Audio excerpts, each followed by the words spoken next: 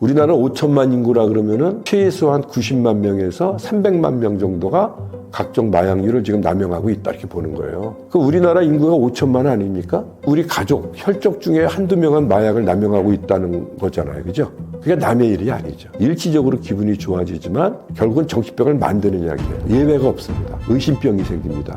누군가가 자기한테 괜히 음해하는 것 같고 안 좋은 소리 하는 것 같고 그것 때문에 많은 사건들이 일어나는 거예요. 제 환자는 이제 6개월 된 딸이 자기한테 욕을 하는 걸로 들리는 거예요. 이게 보니까 자기 딸이 아닌 거예요. 헝겊으로 만든 인형으로 보이는 거예요. 뭐 괘씸한 거야. 지가 인형인 주제에 그래가지고 어떻게 했냐면 쫓아가가지고 이제 애를 잡아 뽑아가 패대기 쳤어요. 그 애가 즉사했죠. 동네 사람 나와서 이제 뭐 아버지가 자기 딸 죽였다고 난리가 났는데 이 사람은 이해를 못하고 이게 왜 내 딸이냐. 헝겊으로 만든 인형인데 죽은 애의 종아리를 부어뜯었어요. 헝겊으로 만들었다는 걸 증명해버려요. 아편이 처음에는 진통제로 사용되었는데 어떻게 중독성 마약으로 변모했나요? 역사적으로 보면은 기원전 한 6,000년경부터 양귀비에 대한 언급이 있다 그래요. 그래서 이제 대대로 주로 중동 지역에서 양귀비 재배가 많아져서 진통제나 혹은 어떤 의식행위를 할 때 일종의 환각을 유도하기 위한 그런 걸로 좀 활용이 됐었다 그러는데요. 이게 이제 진통 효과가 있다 보니까 이제 환자들이 치료를 위해서 쓰게 됐거든요. 근데 이게 이제 내성이 있기 때문에 마약류라는 거는 자꾸 이제 쓰다 보면 효과가 떨어집니다.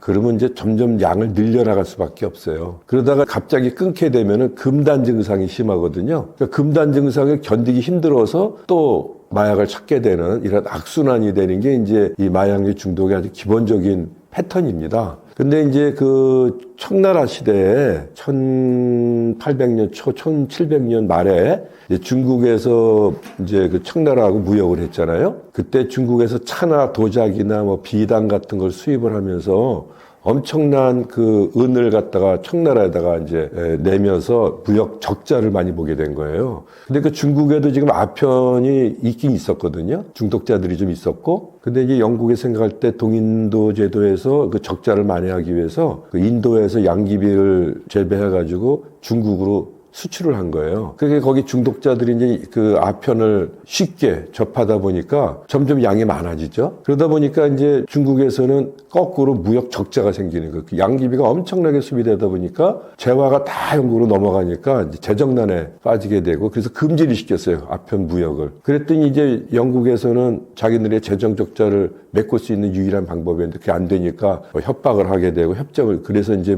아편 전쟁이 시작이 된 거죠. 그래서 1차 아편 전쟁, 2차 아편 전쟁인데 워낙 무기 차이가 많이 나니까 이제 청나라가 완전히 졌죠. 그래서 이제 난징 조약도 맺고 그랬는데 그런 아편 전쟁을 통해서 보다 보니까 양귀비를 자체적으로 이제 재배를 하게 된 거예요, 중국에서 나중에는. 그러니까 점점 양귀비가 싸게 되고 그러니까 수입을 할 필요가 없어지게 되니까 거꾸로 이제 중국에서 재배된 양귀비가 이제 영국으로 수출될 정도로 역전이 됐죠. 근데 이게 이제 일반한테 퍼지다 보니까는 관료들도 많이 남용을 하게 되고 이제 아편은 양귀비에서 추출하는 물질이란 말이죠. 진통 효과도 있지만은 유포리아 다행감이라 그래요. 그러니까 마음이 편해지는 느낌이 있거든요. 그러니까 붕 뜬 느낌이고 만사, 고통, 고민, 스트레스 이런 걸 다 잊을 수가 있어요. 그래서 굉장히 유행을 하게 됐죠. 그러다 보니까 관료들도 많이 찾게 되고 일반인도 하게 되니까 이제 그 황제가 금지령을 내렸어요. 그렇지만 그것이 너무 많이 퍼져 있어가지고 이제 어떻게 할 수가 없었죠. 그래서 그것 때문에 수많은 사람이 또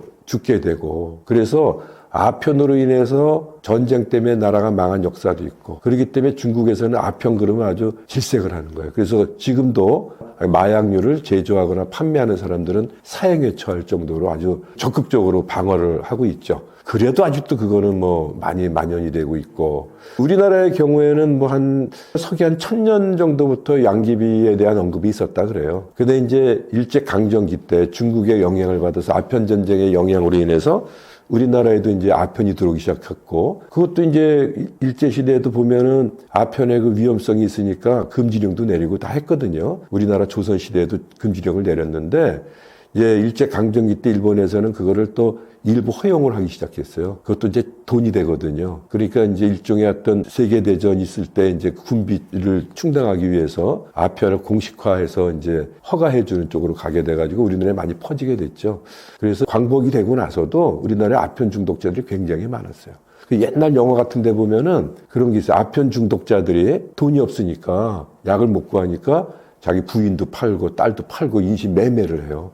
그러면 그 사람들이 이렇게 너무 좋아서 그거를 맛보려고 이렇게 했을까요? 그게 아니에요. 금단 증상이 너무 심하니까 이게 신체적으로 통증이 너무 심하고 막 죽을 것 같은 거예요. 그러니까 살기 위해서 약을 구해야 되잖아요. 그러니까 이제 물불 안 가리고 그런 인신매매까지 일어날 정도로 아주 심각한 금단 증상이 생기는 거죠. 그래서 우리나라 1950년대에는 이제 아편 중독자들이 많아지다 보니까 그거를 치료하는 대체요법이 있습니다. 갑자기 끊으면 죽을 수도 있거든요. 그래서 서서히 끊어가야 되는데 그래서 합성마약이라는 메사돈이라는 그 합성마약으로 대체를 합니다. 그래서 한 몇 개월에 걸쳐서 서서히 줄여나가는 치료를 하거든요. 근데 그 합성마약도 마약이죠. 중독성이 있죠. 약하긴 하지만. 그러다 보니까는 이제 메사돈에 또 중독되는 사람이 많아진 거예요. 돈이 있을 때는 아편을 하고 없을 때는 메사돈을 하고 그래서 1960년대에 우리 메사돈을 금지시켰어요. 남용이 많아져서. 우리나라는 지금 메사돈이 없어요. 영국 쪽이나 유럽 쪽에는 헤로인 중독자들이 많거든요. 아편으로 정지해서 만든 게 그거를 치료할 수 있는 게 이제 MMT라 그래서 메사돈 메인터넌스 트리트먼트를 해서 대체해서 치료하는 걸 하는데 우리나라는 이제 그런 대체 치료제도 지금 없는 형편이죠. 근데 이제 우리나라도 보면 이제 광복이 되고 나서 6.25를 겪었잖아요.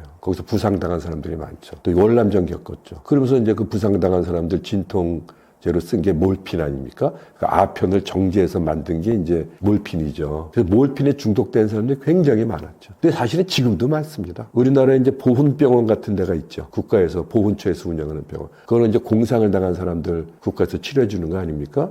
그 사람들이 이제 뭐 수술을 받거나 통증 때문에 이제 치료받다가 거기에 중독이 돼가지고 이제 약을 통증을 치료하기 위해서 오는 게 아니라 그거 맛보다 보니까 이제 어떤 기분도 느끼게 되고 만사 뭐 근심 걱정을 잃어버리는 경험을 하게 되니까 자꾸 거기에 의존이 되는 거예요. 통증이 없어도 그 약을 계속 찾게 되고 하다가 안 하면 어떻게 돼요? 금단 증상이 심하니까 견디기 힘들고 그러니까 이제 병원에 와서 칼 들고 와서 협박하고 막 의사들 협박하고 해서 억지로 막 주사 맞고 가는 그런 사람들이 굉장히 많아요. 지금도 많습니다. 근데 이건 처방에 의해서 하기 때문에 드러나지가 않잖아요. 그러니까 지금 우리나라는 불법 마약도 문제지만 이런 마약성 진통제 같은 수면제나 뭐 각성제 같은 의료용 마약류가 더 심각합니다.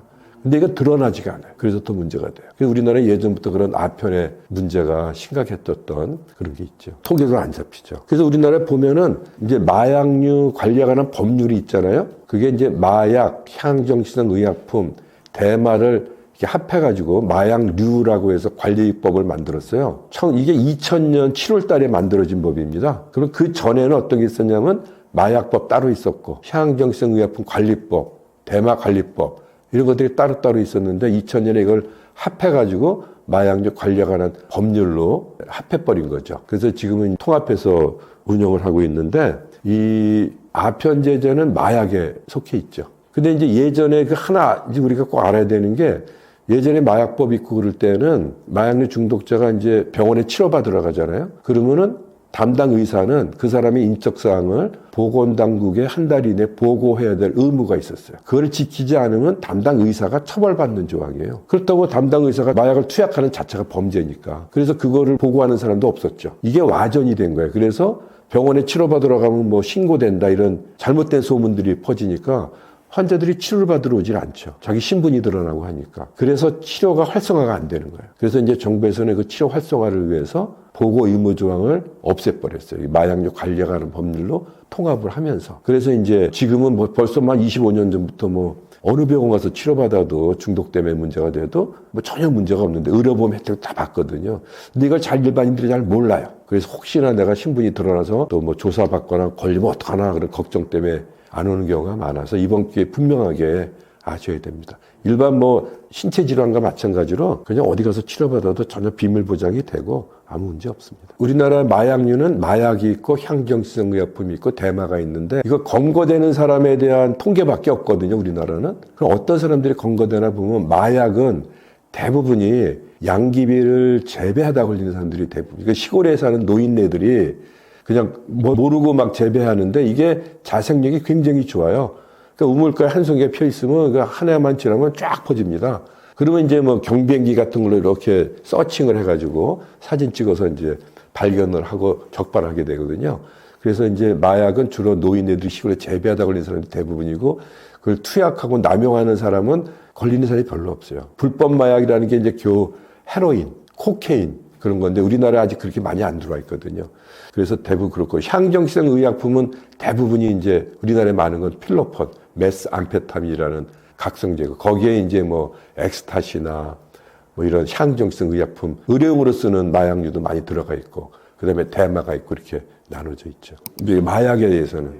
근데 그걸 뭐 팔기 위해서 한 게 아니라 시골에서 자기 노인들이 병원 가기도 힘들고 그러니까 노인분들이 많이 아프잖아요. 그러니까 이제 자가치료로 양귀비를 재배해서 그걸 대도 삶아 먹고 뭐 예전에 이제 저도 어렸을 때 아편을 먹어본 적이 있습니다. 옛날에는 집안에 상비약으로 갈색의 아편 덩어리가 있었어요. 애들이 복통이 나거나 설사하거나 그러면은 그 아편이 아주 가장 효과적인 치료제입니다. 그래서 그거 조금 떼어 먹으면 아주 깨끗하게 나아요. 좋은 치료제인데 이제 이게 남용이 되니까 문제죠. 대한민국은 마약 청정국이란 얘기가 있었는데 지금은 전혀 그렇지 않은가요? 그러면 마약 범죄 개수라는 게 있습니다. 그래서 이제 마약 범죄 개수라는 거는 인구 10만 명당 검거되는 마약 사범 숫자가 얼마냐를 보는 거예요. 이게 20이 넘어가면은 안전지대를 넘어가서 급속도로 확산될 위험이 있으니까 통제가 필요한 국가로 넘어가거든요. 우리나라는 5천만 인구라 그러면은 마약 사범이 10,000명이 넘으면은 20이 넘어가는 거잖아요. 1999년에 이미 20이 넘었어요. 근데 그게 이제 10,000명 왔다 갔다 하다가 최근에 이제 뭐 2015년 그때부터 급속히 증가하기 시작해가지고 2023년에는 27,611명이 검거가 됐어요. 그러니까 예전에 비해서 엄청나게 늘어난 거죠. 지금 마약 개수가 거의 40이 넘었으니까요. 그러니까 지금은 그래서 이제 정부에서도 마약과의 전쟁을 선포하게 된 거죠. 너무 급속도로 증가하니까. 근데 이제 이 마약류 범죄라는 거는 불법이기 때문에 드러나지가 않죠. 그걸 암수 범죄라 그래요. 그래서 통계 처리를 뭐 설문조사 하려도 누가 진실되게 얘기를 안 하잖아요. 그러니까 추측을 할 수밖에 없는 거예요. 검거된 사람들의 몇 배가 현재 남용을 하고 있느냐 이렇게 추측을 할 수밖에 없는데 최소한 한 30배를 봅니다. 그리고 30배라는 거 아닌 불법적인 마약류를 주로 다루는 건데 근데 우리나라는 불법 마약류뿐만 아니라 의료용 마약류도 굉장히 남용하는 사람 중독자들이 많거든요. 드러나지가 않으니까. 그렇게 보면은 많게는 100배까지도 봐야죠. 그러면 한 3만 명이 검거된다 그러면은 최소한 90만 명에서 300만 명 정도가 각종 마약류를 지금 남용하고 있다 이렇게 보는 거예요. 그 우리나라 인구가 5천만 아닙니까? 그러면 300만 명이라면은 지금 우리 가족, 혈족 중에 한두 명은 마약을 남용하고 있다는 거잖아요. 그죠? 그게 남의 일이 아니죠. 우리 주변에서 흔하게 일어나고 있는 지금 일들이에요. 근데 이거는 누가 드러내질 않으니까 사람들은 우리 주변에 마약하는 사람 한 사람도 본 적이 없는데 학교에 가서 예방교육을 해도 교장선생님이 그래요. 우리 학교에는 그런 애들이 없다. 근데 따지고 보면 많아요. 그래서 그거 주변에서 숨겨져 있기 때문에 드러나지 않는 게 문제죠. 실제로 접한 충격적인 마약 관련 범죄는 어떤 게 있으신가요? 저는 맨 처음에 이제 그 정신과 전문의가 되고 나서 일을 한 게 법무부 치료감호소입니다. 지금은 이제 국립법무병원으로 이름을 바꿨죠. 거기서 마약류 환자를 처음 보게 된 거예요. 1988년부터 근무를 했으니까. 그 당시에는 치료감호라는 제도가 있는데 이거는 범죄를 저지른 사람 중에서 정신질환이나 중독이나 성적 장애로 인해서 범죄가 일어난 경우 이제 치료가 필요한 사람을 법원에서 치료감호 선고를 해서 치료하는 것이거든요. 거기서 마약류 중독자를 처음 봤죠. 그 당시에는 환자들이 뭐 자발적으로 치료받는 사람이 거의 없었으니까 어떤 사람이냐면 마약에 취해가지고 정신병적 상태가 돼서 살인을 하거나 폭력을 행사하거나 이런 범죄 행위를 한 사람들이 치료감호를 주로 받았거든요. 그래서 저는 살인한 사람들을 많이 봤죠. 주로 우리나라는 필로폰이 많으니까 필로폰이 뇌의 도파민을 과도하게 높이는 작용을 하기 때문에 마약류가 된 건데요. 이게 보상회로라는 곳이 높아지면은 기분이 좋아지는데 이게 이제 내성이 생겨서 양이 점점 많아지다 보면은 전전두엽이라는 곳에도 도파민이 높아지거든요. 그러면 정신병이 생겨요. 그래서 모든 마약류는 도파민을 높여주기 때문에 일시적으로 기분이 좋아지지만 결국은 정신병을 만드는 약이에요. 뭐 예외가 없습니다. 근데 우리나라는 필로폰이 가장 많으니까 필로폰이 또 강력한 각성제고해서 그것 때문에 정신병 생기는 사람이 굉장히 많아요. 제 환자의 30%는 고정된 정신병 환자들이에요. 고정이 돼가지고. 그러니까 처음에는 가볍게 나타나요, 증상이. 의심병이 생깁니다. 누군가가 자기한테 괜히 음해하는 것 같고, 안 좋은 소리 하는 것 같고, 그러면서 점점 이게 확대가 되면은 뭐 지나가는 사람들이 나를 죽이려고 미행하는 것 같고, 그런 관계망상, 피해망상까지 생기고, 환청도 들리고, 그것 때문에 많은 사건들이 일어나는 거예요. 제 환자는 이제 필로폰 중독자가 진주 사람인데, 이제 이거는 처음에 할 때는 약하게 오지만 반복할수록 점점 심해지거든요. 그래서 이제 정신병적 상태가 심해진 상태에서 6개월 된 딸이 자기한테 욕을 하는 걸로 들리는 거예요. 그게 보니까 자기 딸이 아닌 거예요. 헝겊으로 만든 인형으로 보이는 거죠. 그 부인이 보고 있다가 이제 남편이 마약을 했으니까 또 난리 칠 것 같으니까 잠시 피한다고 이제 애를 얻고 나왔거든요. 그 집에 생각해보면 너무 괘씸한 거예요. 지가 인형인 주제에 그래가지고 어떻게 했냐면 쫓아가가지고 길거리까지 쫓아가서 포대기에서 애를 잡아 뽑아가지고 아스팔트 바닥에다 2번을 패대기 쳤어요. 그 애가 즉사했죠. 6개월 된 애니까. 동네 사람 나와서 이제 뭐 아버지가 자기 딸 죽였다고 난리가 났는데 이 사람은 이해를 못하는 거예요. 이게 왜 내 딸이냐. 헝겊으로 만든 인형인데. 그래서 어떻게 했냐면 죽은 애의 종아리를 물어뜯었어요. 헝겊으로 만들었다는 걸 증명해 보이려고. 엽기적인 사건 아닙니까? 그래서 치료감을 받았죠. 또 한 사람은 그런 상황으로 해서 부인을 살해했죠. 그 이제 막 헛것이 보이는데 사랑하는 부인 머릿속에 악마가 들어가는 게 보이더라는 거예요. 자기 부인을 살려야 될 거 아닙니까? 아무리 끄집어내려고 해도 안 나오죠. 자기 눈에만 보이는 환시니까. 안 나오니까 이제 악마 때려잡는다고 이제 둥기로 머리를 막 내리쳐가지고 부인이 죽었어요. 근데 쓰러져 있는데 머릿속에서 악마가 안 나오더래잖아요. 그래서 어떻게 했어요? 손가락 집어넣어서 자기가 악마 끄집어낸다고 막 그걸 파헤쳤다는 거야. 끔찍하죠. 근데 이 사람은 굉장히 억울하다 그래요. 왜냐하면 부인하고 뭐 싸우다가 어떤 행동을 했으면 할 말이 없잖아요. 근데 자기는 마약을 하다가 소위 정신병적 상태가 돼가지고 사랑하는 부인을 살려낸다고 하는 게 오히려 끔찍하게 살해를 했으니까 평생 그 기억을 어떻게 잊겠습니까? 또 5년 전에 대전에서도요, 20살 먹은 학생이 이제 미국으로 유학 가기로 결정이 돼가지고 좀 기분이 들뜬 상태인데 친구가 LSD를 준 거예요. 좋은 거라 그러고. 그러니까 얘가 이게 얼마나 위험한지도 모르고 원래 모범적인 학생이었더라고요. 근데 주니까 먹은 거예요. 근데 또 주니까 또 먹었어요. 처음 복용했는데 과다 복용이 된 거예요. 그래서 급성 정신병적 상태가 된 거예요. 근데 이 정신병적 증상 중에 까그라 신드롬이라는 게 있어요. 그게 무슨 망상이냐면은 누군가가 나를 죽이려고 가족으로 위장해 들어왔다는 유명한 망상이 있어요. 이게 생긴 거예요. 근데 집에 앉아 있는데 이모가 놀러 왔어요. 보니까 이 이모가 진짜가 아니고 누군가 나를 죽이려고 이모로 위장해 들어왔다는 생각이 드는 거예요. 큰일 났잖아요. 여기 보니까 엄마 아빠도 가짜인 거예요. 그 사면초가에 몰려고 도망도 못 가고 죽을 것 같으니까 지가 먼저 부엌에 가서 부엌칼 2개 갖고 와서 엄마하고 이모를 20대 칼로 찔러 살해를 했죠. 그 친구도 이제 치료감을 받아요. 이제 5년 동안 치료감을 받고 나갔거든요. 이제 25살 됐어요. 한 번의 복용으로 끔찍한 사건이 났으니 걔는 또 평생 그 기억을 어떻게 갖고 살아가겠습니까? 이런 일들이 아주 극적인 예만 얘기했지 뭐 그것 때문에 폭력 사건도 일어나고 그것 때문에 막 일상생활이 망가진 사람이 굉장히 많습니다. 그래서 이런 얘기가 있어요. 이제 마약 필로폰 특히 오래 한 사람들은 이런 정신병적 생각이 되니까 이제 자기들 말로 쭈라가 왔다. 대구에서 이걸 따라 꾸미라 그래요. 누가 자꾸 미행하고 쫓아다닌다고 죽이려고 도망 다니는 거예요. 혼자서. 누가 죽이는 사람들은 자기 혼자 막. 그래가지고 막 도망 다니다는데 더 이상 도망갈 곳이 없잖아요. 그러면은 이제 경찰서를 뛰어들어가는 거예요. 만세 부른다 그래요. 나 좀 살려주십시오. 누가 나 죽이려고 그러니까. 공짜로 잡히는 사람들이죠. 굉장히 많습니다. 그게 일반적인 거예요. 약에도 기준이나 종류가 있나요?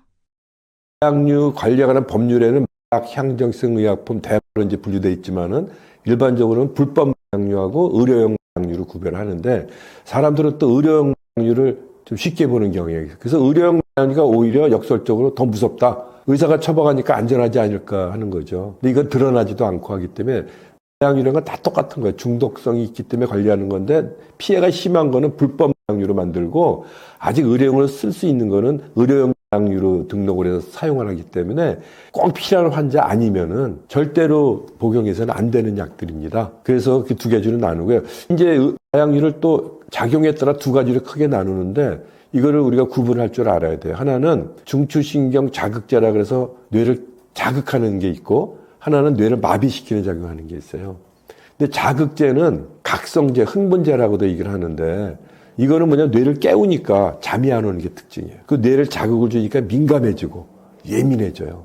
그리고 이거는요 피로감을 없애주고 그다음에 배고픈 거를 좀 없애줘요. 그러니까 2차 대전 때 일본하고 독일에서 군인들한테 사기를 높이려면은 피곤하고 배고프고 졸린 거를 한꺼번에 없애는 게 각성제. 그래서 필로 대거 군인들한테 줬었죠. 그게 이제 사회로 나오면서 이제 이게 피해가 심해지면서 이제 금지가 된 건데, 대표적인 게 필로폰, 콕, 엑스, 뭐 카페인, 니코틴도 마찬가지. 그러니까 잠이 안 오는 거죠. 그리고 어떤 행동을 반복해도요, 지루함을 못 느껴요. 그러니까 몇 시간 동안 어떤 행동을 반복하는 거예요. 그걸 꽂힌다 이런 식으로 얘기해요. 어떤 사람들은 성관계 하는데 꽂혀가지고 계속 몇 시간 동안 성관계만 하는 거예요. 근데 그렇다고 그 시간 동안 매년 그걸 즐기는 게 아니죠. 자기는 잠깐 한 것 같은데 그냥 우리가 동물원에 가면 동물들이 반복해야 하는 거예요. 뭘 지루함을 못 느끼는 거예요. 시간 가는 줄 모르는 거죠. 끝나고 나서 뭐 오랫동안 했다 해서 뭐 느끼는 거지 뭐 그게 실제적인 뭐 성감을 높이거나 그런 건 아니에요. 오히려 불구자를 만듭니다. 나중에 안 하면 욕구가 안 생기고 발기도 안 되고 재미가 없으니까 성욕도 없어져요. 그 성관계를 하려면 어떻게 해요? 약을 해야만 되는 거예요. 불구자가 되는 거죠. 그죠? 그리고 아까 클럽 드럭처럼 뭐 몇 시간씩 춤만 춘다든가 몇 시간씩 음악만 듣고 어떤 사람은 뭐 하루 종일 그 시간 동안 깰 때까지 포로만 보는 사람도 있고 제 환자는요 청소만 합니다. 약만 하면 계속 깰 때까지 청소만 해 반복해요. 그게 집중력이 좋아진다는 거예요. 뭐 인지 기능이 좋아지고 학습력이 좋아지는 게 아니라 책을 안 보는 애들이 가만히 앉아있지 않다는 애들이 앉아서 몇 시간씩 책을 본단 말이죠. 공부 잘할 것 같죠. 근데 책은 보는데 남지는 않아요. 뭘 했는지 남아있는 게 아닙니다. 근데 이거 특징이 뭐냐면 눈동자를 보면 눈동자가 확 열려 있어요. 쾌하게. 그걸 보고 우리가 알 수 있어. 요새는 이제 우리 주변에 많은 사람들이 이런 약물에 남용될 위험성이 있기 때문에 만약 우리 아이들이 뭐 행동이 예전과 달라졌는데 잠도 잘 안 자고 어떤 행동도 반복 자꾸 하는 경향이 있고 굉장히 애가 예민해져 있고 화도 잘 내고 막 이랬다 그러면 혹시 각성제 하는 게 아닌가 하는 것도 한번 검사를 해볼 필요도 있게 된 거죠. 근데 이걸 이제 갑자기 안 한다 그래서 이 각성제는 뭐 신체적으로 힘들고 그러진 않아요. 대신에 이제 안 하면 잠이 많이 오죠. 하루 이틀 잠만 자고. 근데 피로감이 확 몰려오고 말이죠. 기분이 우울해지죠. 그러니까 이걸 버텨내기가 어려우니까 또 반복하는 거예요. 우리가 다이어트 약으로 쓰는 게 각성제거든요. 배고픔을 못 느끼니까. 근데 이제 그게 자꾸 내성이 생기고 안 하면 더 요요로 더 많이 먹게 되니까 이제 또 반복하는 경향이 있죠. 반대로 이제 뇌를 마비시키는 작용이 있잖아요. 억제제. 이거는 뇌를 마비시키기가 어때요? 졸립죠. 그래서 수면제로 쓰는 거예요. 통증이 마비되니까 진통 효과가 있죠. 그죠? 불안이 마비되니까 진정 효과가 있잖아요. 그리고 그래서 마취제로 쓰고 이런 걸로 쓰는 거예요. 이거는 잠이 많이 오고 뇌가 마비되니까 늘어지는 거예요. 우리 알코올에 취해가지고 늘어져 있듯이 다행감이라 그래서 이건 뭐냐면 그냥 근심 걱정이 있고 퍽 퍼져 있는 그걸 즐기는 거예요. 아편 중독자들이 이런 식으로 하게 된 거고요. 그걸 다행감이라 그래요. 이건 눈동자를 보면 눈동자가 확 축소돼 있습니다. 그래서 구별할 수가 있어요. 근데 이거는 갑자기 끊으면은 금단 증상이 심해요. 우리는 풍선을 눌렀다가 갑자기 뛰면 리바운드라서 더 튀어오르잖아요. 통증이 더 심해지고 뭐 온몸에서 막 콧물, 눈물, 재채기, 설사부터 복통, 관절 발작부터 뭐 선망 상태, 환각 상태까지 불안, 뭐 불면 뭐 여러 가지 금단 증상이 나타나게 견디기 힘든 거예요. 그래서 이거를 금단 증상이 힘들어서 이거를 피하기 위해서 또 약을 하게 되는 악순환이 되는 이런 경향이 있습니다. 이게 두 가지를 우리가 구별할 필요는 있어요. 최근 미국에서 문제가 되고 있는 펜닐은 어떤 종류의 약인가요? 펜닐은 현재 존재하는 가장 강력한 중추신경 억제제입니다. 우리가 만성 진통제 그러면 가장 먼저 생각나는 게 몰핀이죠. 그죠? 그 몰핀보다 100배 강한 겁니다. 그 몰핀을 정제해서 불법적으로 만든 게 헤로인이거든요. 헤로인보다 50배 강한 약이다. 그래서 이건 마이크로그램 단위로 처방을 합니다. 주로 말기 암 환자나 통증이 너무 심해서 다른 진통제로 소용이 없을 때 마지막으로 선택하는 거예요. 그래서 마이크로그램 단위로 처방을 하거든요. 2mg만 투여해도 사망합니다. 그러니까 내성이 생기다 보면 양이 많아지니까 죽는 거예요. 그래서 미국에서 2017년에 이게 이제 좀비가 이제 우리 켄싱턴 거리라 그래서 미국의 이런 좀비 약이라 그래서 막 길거리에 펜닐에 중독된 사람들이 이렇게 막 돌아다니는 영상이 많이 나오잖아요. 그럼 이 사람들은 자기가 이런 상태인 걸 알까요? 모릅니다. 약에 취해가지고 자기는 이걸 느끼지 못해요. 남들이 이렇게 다니는 것도 인식을 못해요. 우리가 알코올 중독을 예를 들면은 술 취한 사람이 둘이서 술을 먹고 대화를 하고 있잖아요. 혀가 꺼부러져서 발음도 안 되는데 줄이 좋다고 떠들고 있습니다. 멀쩡한 사람이 볼 때는 무슨 얘기인지 알아들 수도 없죠. 그 사람은 좋다고 대화한다는 거예요. 자세히 들어보세요. 서로 딴 얘기하고 있는 거예요. 그러니까 그 사람들은 취해서 모르는 거예요. 그래서 그 자기를 이런 상태를 못 느낍니다. 근데 이 펜닐이 여기 보면은 예전에 미국에서 6년간 펜닐을 남용하다가 과다복에서 사망한 사람이 21만 명이 죽었어요. 2017년에 47,600명이 죽었습니다. 이거는 뭐 암 환자가 치료를 해서 먹다가 죽은 게 아니라 건강한 사람이 즐기려고 남용하다가 죽은 거예요. 그래서 트럼프 대통령이 공중보건 비상사태를 선언했어요. 그러면서 뭐라 그랬냐면은 의료용으로 처방되는 이 마약성 진통제를 불법적으로 밀매매하는 사람들은 사형에 처하는 제도를 만들어야 되겠다. 너무 많은 사람이 죽으니까. 근데 지금 얼마나 죽어요? 매년 10만 명 가까이 죽고 있습니다. 펜 하나로 재난이죠, 그죠? 근데 펜 사람들 다리 같은데 뭐 주사 맞은 자국이 다 썩어요. 왜 그런 걸 봤더니 멕시코에서 이게 불법적으로 만들어 들어오거든요. 근데 환각 효과 높인다고 거기다가 자일라진이라는 동물성 진정제까지 섞어서 들어와요. 이게 불법 마약이니까 처방 그 성분명이 안 나와 있죠. 그러니까 투약하는 사람은 이 안에 뭐가 들어간지 모르는 거예요. 그 투약한 자를 다 썩어. 그래서 손발이 썩어가면서 좀비처럼 다니다 죽는 사람이 매년 10만 명씩 된다. 이건 지옥 같은 겁니다. 근데 우리나라도 말이죠. 3, 4년 전에 경상남도 창원에서 고등학생 42명이 펜 패치를 불법 구입해서 나눠서 남용하다가 검거된 사건도 있었잖아요. 그래서 뭐 여가부 통계에 의하면은 청소년 10명 중에 1명이 이 패치를 경험해 봤다 이렇게 얘기를 했다니까 그걸 뭐 그렇게까지 믿을 수는 없겠지만은 이게 다 문제가 되는 거예요. 이게 어디서 구해요? 의사의 처방에 의해서 나오는 거예요. 수면제도 그렇죠. 다이어트 약도 그렇죠. 항불안제도 그렇죠. 그래서 저는 이 의료용 약류가 굉장히 큰 문제인데 의사 처방에 의해서 나오니까 의사 면허 있는 사람은 누구나 다 처방할 수 있잖아요. 쉽게 구할 수 있는 게 문제다. 그래서 중독성이라는 거 강한 이기 때문에 처방이 꼭 필요한 환자인지 아닌지를 검증한 다음에 줘야 되거든요. 그래서 저는 의사들한테 약류 중독에 대한 교육을 꼭 해야 된다. 그 의사 면허를 유지하려면은요, 3년 동안 2시간의 필수 교육을 받도록 돼 있거든요. 그 중에 하나는 약류 중독에 대한 교육을 해야 된다. 학교에서도 교육을 안 해요. 그래서 이런 필요성도 저희가 이게 우리나라도 도입이 되고 그러면은 지금 전 세계가 이 펜 공포입니다. 원료가 어디서 만들어지냐면 중국에서 나와요. 그래서 그게 이제 불법적으로 멕시코하고 캐나다로 가면은 거기서 이 약상들이 불법 제조해서 미국으로 싸게 들어오는 거예요. 그래서 이거를 악마의 약물이라 그래요. 애들도 뭐 몇 벌만 있어도 쉽게 구하니까 엄청나게 많은 사람이 죽잖아요. 그래서 트럼프 대통령, 바이든 대통령도 그랬고 시진핑하고 정상회담할 때 두 번째 의제가 뭐냐면은 이 펜의 원료가 불법 유출되는 걸 막아달라는 거였어요. 이번에 트럼프 대통령이 되고 나서 시진핑하고 통화를 했잖아요. 그때 의제도 이 펜을 어떻게 유출되는 걸 막느냐 그런 거예요. 그래서 지금 트럼프 대통령이 관세 올린다고 난리나죠. 과 관련이 있습니다. 니들이 이걸 막어. 그게 우리나라에 미국에 들어오니까 니들이 그걸 막지 않으면 관세 올리겠다. 그런 거예요. 저는 일도 아닙니다, 지금은. 그래서 미국에서 어떤 교육을 하는지 아세요? 이거 한번 볼까요? 일반 국민들한테 길거리에 가다 사람이 쓰러져 있다 그러면은 야, 이거 펜 중독된 거 아닌가 의심을 해보라는 거예요. 그러면 이제 이게 중추신경 억제제니까 과다하게 먹으면 호흡 중추가 마비되니까 사망하거든요. 그러니까 쓰러져 있으면 이제 흔들렇게 의식이 없으면 호흡한지를 보고 아직 살아있으면은 9일에 전화하고 나서 올 때까지는 생명을 살려야 되니까 이 포지션을 옆으로 니로 하는 거예요. 기도를 확보를 해야 되잖아요. 그죠? 숨 쉴 수 있도록. 그리고 나서 옆에 가면은 이런 날록손이라는 해독제가 있어요. 이게 스프레이가 돼가지고 코에다 확 뿌려주거든요. 그럼 한두 시간에 생명을 살릴 수가 있어요. 약효를 떨어뜨리니까. 이거를 자판기가 있어가지고 거기서 무료 자판기에서 구해가지고 주는 거예요. 약국에 가면 구할 수가 있어요. 그래서 이것도 전문 의약품인데 너무 중독자가 많고 생명을 살려야 되니까 빨리 구입하기 위해서 이게 무료 자판기까지 만든 거예요. 그래서 경찰관, 소방관들은 이 날록손이 필수품입니다. 한두 시간 살리기가. 그때 와서 이제 119가 와서 이제 그거를 생명을 구할 수가 있잖아요. 이런 시대가 된 거죠. 남의 얘기가 아닙니다, 이제. 우리나라의 미래예요. 이걸 청소년들이 겁없이 막 무서운 일도 모르고 지들끼리 좋다 그러면서 소문 없이 막 나가고 이거를 이제 병원에서 처방받으면요. 패치는 청소년한테 처방하면 안 되도록 돼 있어요. 무분별하게 처방하면 안 되는 거예요. 이거를 15만 원에 처방받거든요. 그러면 그거를 10장을 준답니다. 그러면 그거를 또 친구들한테 한 장에 15만 원씩 팔아요. 돈이 없으면 4분의 1을 잘라가지고 5만 원씩 판다는 거예요. 돈이 되는 거니까. 그러니까 엄청 커져요. 무서운 겁니다.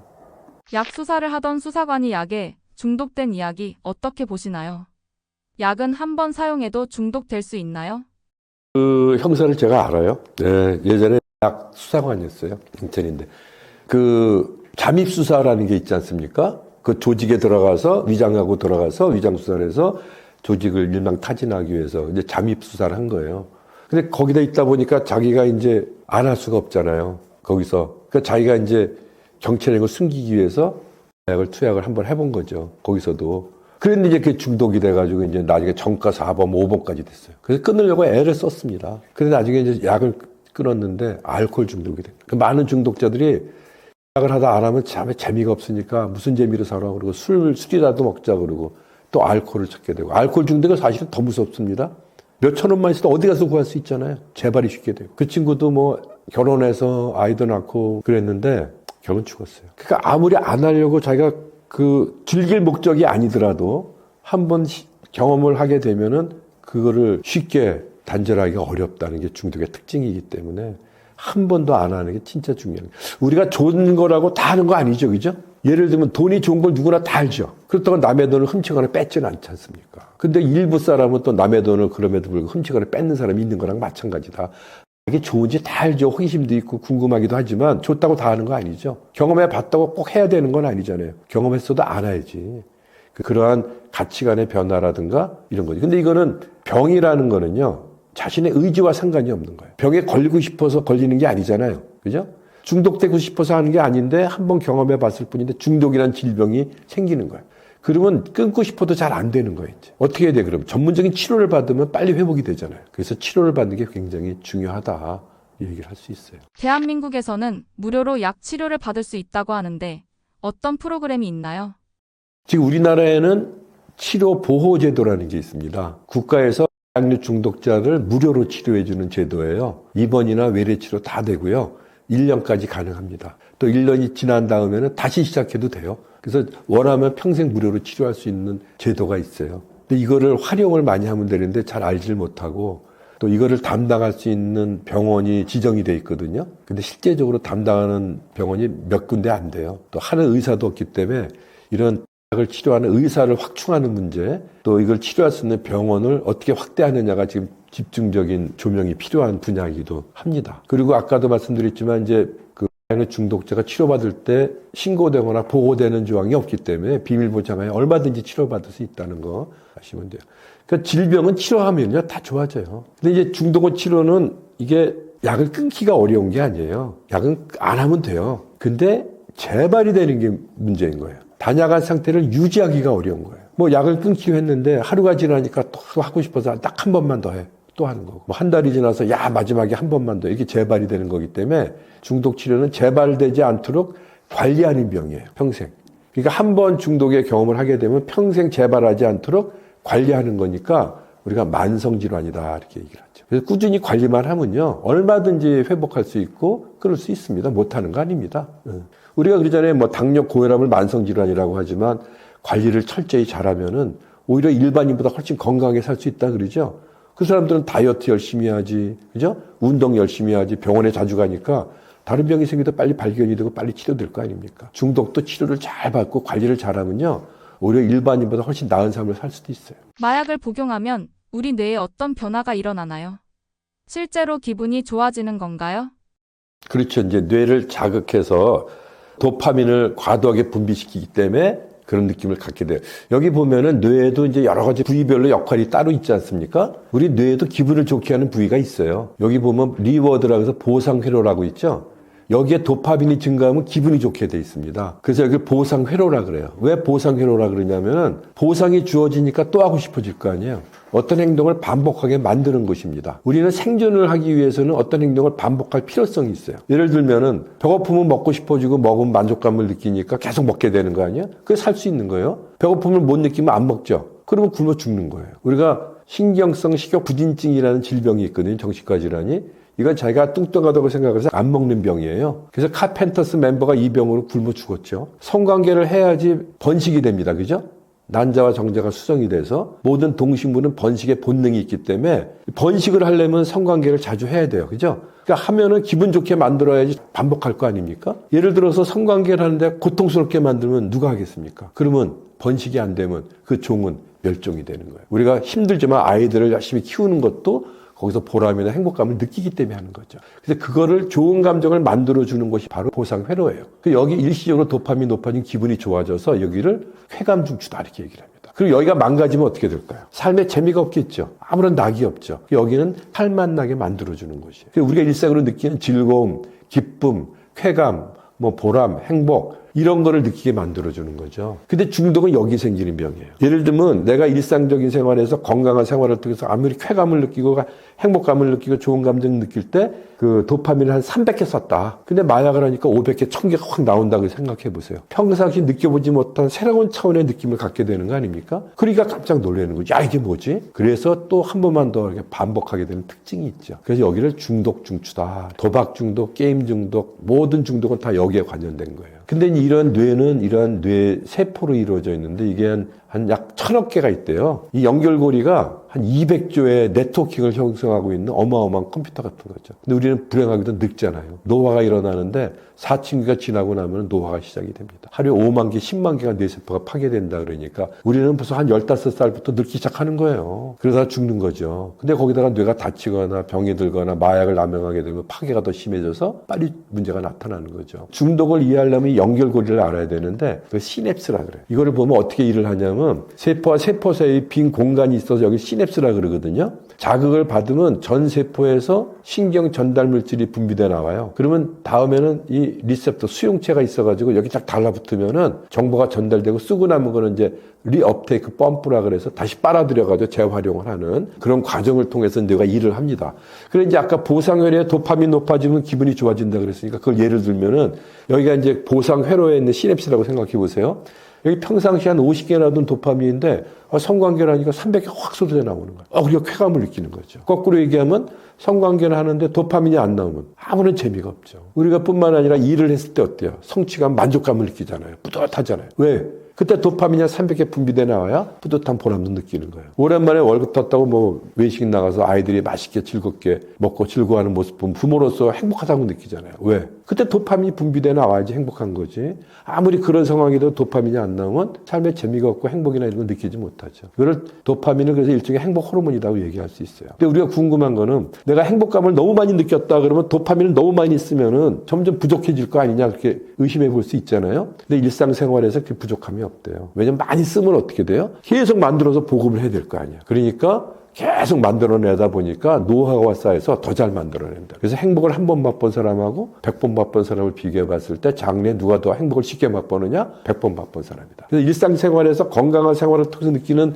즐거운 감정은 아무리 많이 느껴도 아무런 문제가 없다. 근데 마약류라는 건 기분 좋으려고 하는 거 아니에요. 과도하게 도파민을 분비시키는 게 바로 마약류의 특징이 아닙니까? 평상시 아무리 좋아도 300개 나왔던 사람이 마약을 하니까 갑자기 500개 여기서 왕창 쏟아져 나왔단 말이죠. 그럼 마약은 좋은 거 아닙니까? 평상시보다 도파민을 과도하게 높여서 기분을 더 좋게 만들어주니까. 그러니까 이제 마약을 남용하는 거지. 그런 작용이 없으면 누가 하겠습니까? 근데 문제는 마약류가 그것만 하는 게 아니에요. 어떤 행동을 하냐면은 도파민 만드는 과정을 다 파괴시킵니다. 그러니까 역설적이지만 마약류라는 건 어떤 작용을 하는 거예요?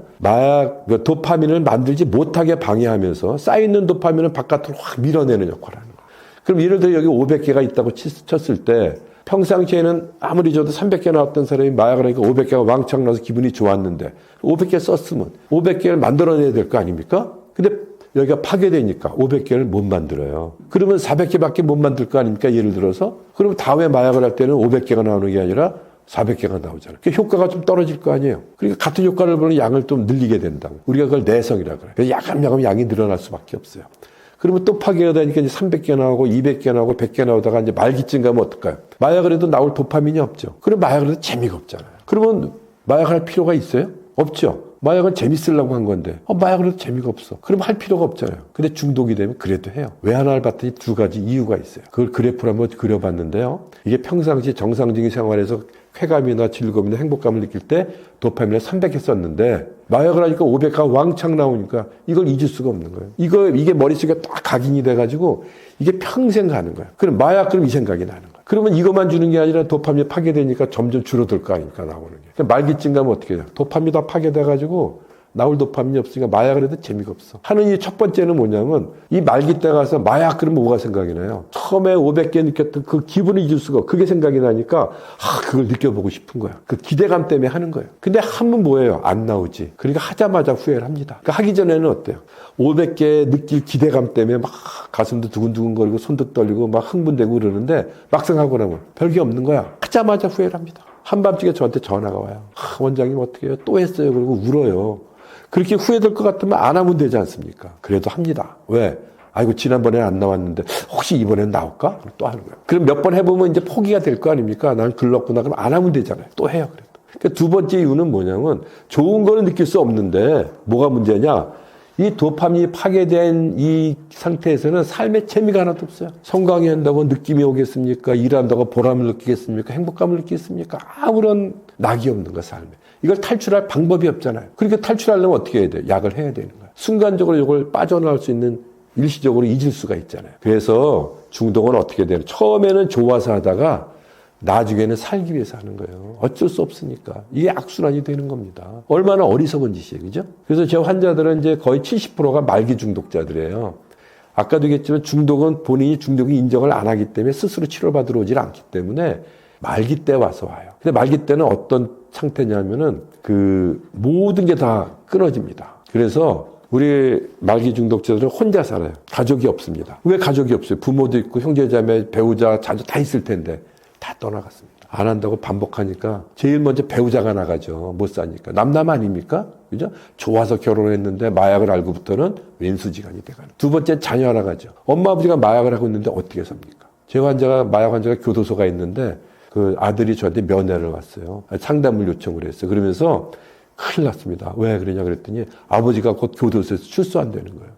아버지가 교도에서 고생하다 보면 반가이 맞이해야 되는데 얘는 걱정이 되는 거예요. 아버지가 나와서 또 마약하고 난리칠 게 뻔한데 자기 결혼하려고 상견례 날짜를 잡아놨는데 아버지가 나오면은 이 결혼도 깨질까봐. 차라리 아버지가 없거나 교도소가 있으면 잘 살아요. 그 사람도 자식 낳고 얼마나 좋아했을까요? 근데 그 자식의 아버지를 차라리 없어져야 될 존재로 여기는 거야. 이 마약 하나 때문에. 마지막까지 남는 사람은 부모죠. 자식을 못 버리잖아요. 근데 나이 들고 힘도 없고 이제 방법이 없는 거야. 하지 말라 그래도 하는데 어떡할 겁니까? 버릴 수도 없고 살릴 수 있는 방법이 없어요. 마지막에는 그래서 법에 호소하는 거예요. 애를 살리려고 신고합니다. 근데 본인은 또 자기 신고했다고 또 부모를 왼수처럼 생각하잖아요. 가정이 다 파괴돼요. 혼자 살 수밖에 없어요. 친구가 어디 있습니까? 좋은 친구는 약을 할 때 말리잖아요. 걱정이 되니까. 하지 마. 나는 하고 싶은데 못하게 하니까 내가 연락을 안 하게 돼. 맨날 약물하는 친구들 만나니까 점점 약물하는 친구들 많아지고 좋은 친구 다 떠나가죠. 적과하고는 구별을 못해요. 맨날 마약하는 사람 만나고 연락하니 재발은 필수죠. 그죠? 친구가 없어집니다. 돈이 있나요? 일 못하죠. 약에 취해서 어떻게 일을 합니까? 자영업 다 망하지. 제가 말기 중독자를 되게 어디 사냐면 고시원에 살아요. 그렇게 잘 살고 떵떵거리고 살던 사람이 마약을 알고부터는 알거지가 돼가지고 고시원에서 생활보호 대상자로 국가에서 한 70만 원 보조받아갖고 근근히 살아가요. 그렇게 다 가는 거예요. 건강은 어때요? 종합병원입니다. 제 환자들은 이빨 있는 사람이 없어요. 다 사가서 빠지고 C형 간염이 일반인의 100배가 넘어요. 당뇨, 고혈압 오죠. 아까도 얘기했지만 정신병 생기잖아요. 100% 정신병입니다. 100%가 우울증이에요. 그래서 자살률이 20에서 30%. 제 환자 많은 사람이 자살해 죽었습니다. 정신병 때문에 사고치고 살인하고 폭력 행사하고. 그래서 이 모든 것이 다 망가진 다음에 후회를 하는 거예요. 그리고 우리가 바닥을 친다 그래요. 바닥을 쳤을 때 아이고 이럴 줄 알았으면 진작 끌고 그때 와서 치료를 받으러 오니까 너무 늦었죠. 말기 암이 된 다음에 치료받는 거랑 같은 거니까. 그래서 가장 빠른 시기에 치료받을 수 있도록 하는 게 제일 중요한데 그것이 이런 예방교육을 통해서 중독의 무서움을 알고 한 번으로 시작된다는 걸 알아서 예방하고 초기에 이 무서운 걸 알면 빨리 치료받으러 올 거 아니겠습니까? 진짜 중요한 거죠. 그래서 뇌의 질환이라 그래요. 뇌가 파괴되는 부위를 한번 봤어요. 굉장히 유명한 연구입니다. 우리가 필로폰, 암페타민을 했을 때 파괴되는 뇌의 부위인데 빨간 데가 가장 파괴가 많아지거든요. 여기가 변연계라 그래요. 중뇌. 뭐 하는 곳이냐면 감정 조절 기능이 있어요. 그러니까 감정 조절 기능이 파괴돼요. 안 그랬던 사람이 마약을 오랫동안 남용하더니 사람이 달라지는 거예요. 감정 조절을 못해. 조금만 건드리면 금방 흥분하게 되고 화나면 분노 조절 장애가 생깁니다. 조금만 슬퍼지면 막 죽고 싶어져서 자살 시도도 하게 되고 충동적이고 공격적인 사람으로 변해가더란 말이죠. 뇌가 거기가 파괴되니까 그럴 수밖에 없는 거예요. 더 무서운 건 뭐냐? 리워드 패스웨이. 보상 회로가 망가져요. 쾌감 중추가. 마약은 기분 좋으려고 하는 거 아닙니까? 일시적으로는 기분이 좋아지는 것 같은데 결과적으로는 어떠냐? 평생 기분 좋게 만들어주는 뇌 부위를 파괴시키고 있더라. 이걸 몰랐죠. 알 수도 없었고 누가 알려주지도 않은 거예요. 문제는 이게 다 망가진 다음에 알면 뭐예요? 미리 이런 사실을 알아서 예방을 해야죠. 그래서 뇌의 질환이고 이것 때문에 정신병이 생기는 거예요. 전두엽도 망가지고. 그래서 마약류라는 거는 정신병을 만드는 약입니다. 외줄타기 하는 거예요. 잘만 타면 기분이 좋아지는데 아차 싶어서 떨어지기 시작하면은 계속 반복돼서 결국에는 인생 망가지고 가정이 다 파괴되고 그런 상태까지 가는 질병입니다. 내가 병강세가 되는 거 아닌가 하는 호기심에 마약을 시도하는 경우도 있다고 하는데요. 마약이 성기능에 미치는 영향은 무엇인가요? 많은 영향을 주죠. 각성제도 그렇고 중추신경 억제제도 그렇고 도파민을 일시적으로 높여주는 작용은 같거든요. 그러니까 평상시보다 어떤 행동을 했을 때 도파민을 더 높여주기 때문에 조금 더 자극적인 그런 감을 느낄 수가 있어요. 그런 작용이 있으니까 사람들이 남용을 하는 거예요.